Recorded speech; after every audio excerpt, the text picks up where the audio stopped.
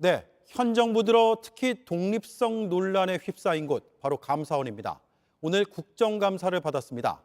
문재인 정부에 대한 표적감사 논란으로 아주 뜨거웠습니다. 현장을 연결하겠습니다. 고석승 기자, 지금도 감사가 진행 중입니까?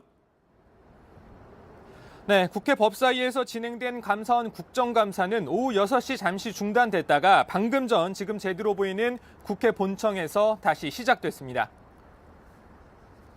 네, 문자 메시지가 노출된 유병호 감사원 사무총장, 질의를 많이 받았겠습니다. 네, 감사원 국감은 회의 진행 방식을 둘러싼 여야 이견으로 시작 10분도 안 돼 중단되는 파행을 겪었습니다. 국감이 재개된 뒤 유병호 감사원 사무총장에게 질의가 집중됐습니다. 민주당은 문재인 정부 표적 감사를 유 총장이 주도하고 있다는 입장입니다. 반면 국민의힘은 야당이 국감을 정쟁으로 몰고 가고 있다고 했습니다. 유 사무총장이 앞서 대통령실 관계자에게 보낸 문자 메시지가 집중 거론되기도 했는데요. 관련 내용은 강희연 기자가 정리했습니다. 유병호 감사원 사무총장은 이관섭 대통령실 국정기획수석에게 보낸 문자 메시지 논란에 대해 사과하면서도 정상적 소통이었다고 해명했습니다. 제 문자에 대해서 논란거리를 제공해드려서 송구스럽습니다. 그렇지만 그 소통은 정상적인 겁니다. 유 총장은 대통령실과 감사원의 유착 의혹을 거듭 부인했습니다. 이번에 논란이 되었던 문자 말고 또 소통한 사람이나 또 연락했던 적 있습니까?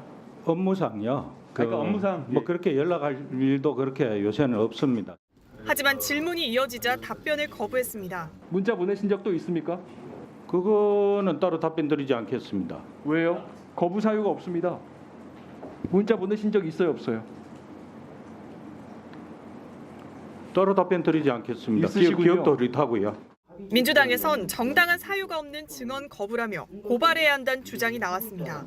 감사원이 서해 공무원 피격 사건 감사와 관련해 문재인 전 대통령에게 서면 조사를 통보한 것도 도마에 올랐습니다. 전직 대통령을 서면 질의한다는 매우 예외적인 상황을 한번 고려해 보셨습니까? 감사 결과를 도출하는 데 필요하냐 아니냐 이런 측면만 고려했습니다. 이런 소란을 일으키리라고 전혀 예상을 못 하셨습니까? 국민의힘은 감사원이 대통령실의 지시를 받아 전임 정권을 겨냥했다는 이른바 하명감사 주장을 반박하며 감사원을 엄모했습니다. 지금까지 감사원 업무 관련해서 대통령실에 보고한 바 있어요? 제가 알기로는 없습니다. 예, 전혀 없죠. 네. 예. 그래서 이 부분에 대해서는 굉장히 민주당의 공세는 이것은 사실과 무근하다. 그러면서 서해 공무원 피격 사건 당시 문재인 전 대통령이 관련된 부분에 대해 조사가 이루어져야 한다고 맞받았습니다. JTBC 강희연입니다. 자, 그런가 하면 감사원의 감사 방식도 도마에 올랐습니다. 공직자 7천여 명에게 열차 이용 내역을 요구해서 사찰 논란이 벌어졌죠.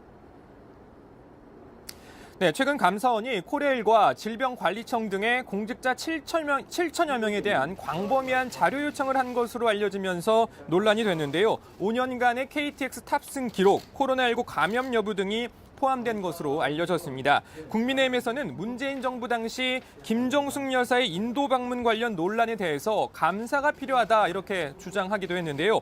최재해 감사원장은 검토해 보겠다고 답했습니다. 네, 고석승 기자 잘 들었습니다.